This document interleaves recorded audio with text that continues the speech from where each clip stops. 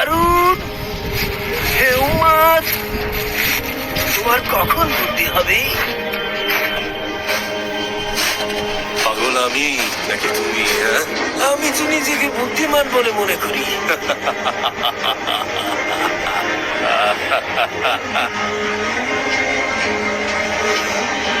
তোমার আবার কবে থেকে বুদ্ধি আসা শুরু করলো? হ্যাঁ, কারণ আমি জানি তোমার এই প্রসাদ অস্থায়ী আর এই কবর স্থায়ী, তাই আমি একে আবাদ করছি।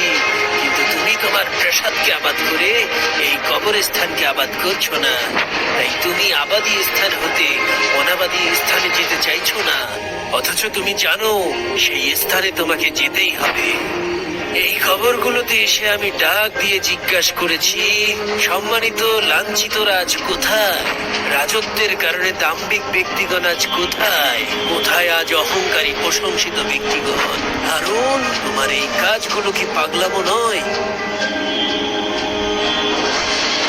ওয়াল্লাহি তুমি সত্য বলেছ। আমাকে আরো নসিহত করো। আল্লাহর কিতাবকে আঁকড়ে ধরো, সেটাই যথেষ্ট। সেখানে যেমন রয়েছে সংবাদ, তেমনি রয়েছে শিক্ষা। তোমার কোনো প্রয়োজন থাকলে বলো, আমি পূরণ করে দেব। হ্যাঁ, 3টি প্রয়োজন যদি পূরণ করে দিতে পারো ধন্যবাদ পাওয়ার উপযুক্ত হবে। বলো তাহলে। আমার বয়স বাড়িয়ে দাও, মালাকাল মউত থেকে আমাকে রক্ষা করো, আমার সে সামর্থ্য নেই। আমাকে জান্নাতে প্রবেশ করাও, জাহান্নাম থেকে বাঁচাও। আমার সে শক্তি নেই।